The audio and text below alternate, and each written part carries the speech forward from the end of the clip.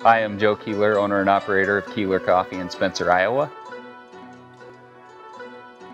Here at the Art of Coffee Dojo, I'm going to teach you the skills that you need to become a home barista. What we're going to do is we're going to bloom this coffee by putting just a little bit in to wet the grounds. And what this does is it softens the grounds, gets them ready for extraction. Welcome to my dojo.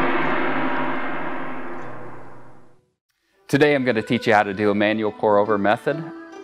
Basically, you're just going to need some fresh whole bean coffee and a grinder, of course. We're going to need a carafe as well as the brew basket, and we're going to use this to actually manually pour over it. We need some fresh water and a boiler. We'll get that water started and we'll start to grind our coffee.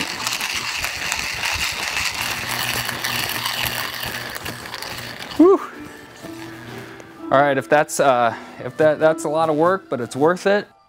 If you want to, I mean, they make $100, nice $100 electric ones that you can do. They're easy. You just push a button and it goes. You got to set it, and you just have to remember that when you're going finer with the grind, you need to run the grinder while you're doing that. Otherwise, little pieces of grounds will get stuck in the burrs, and you don't want that.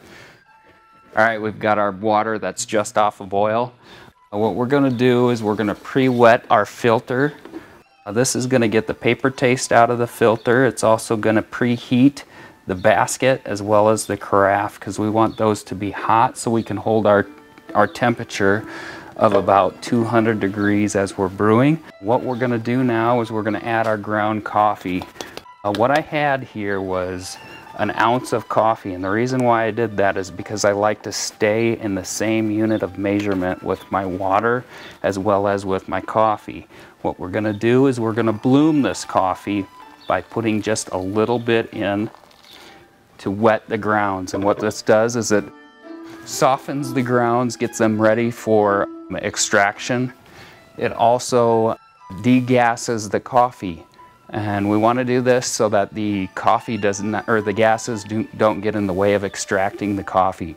And this is going to take about 30 seconds or so. And that's about right. What I have here is a timer with 3 minutes and 30 seconds. We got our timer going, and we're going to go up to 16 ounces because we want to brew a ratio of 1 to 16. 1 ounce of coffee, 16 ounces of hot water.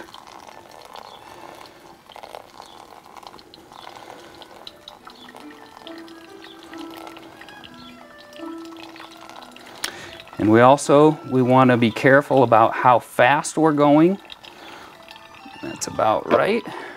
And what I like to do is give it a little stir there to get the coffee off the side so that all the coffee grounds can have a chance to extract.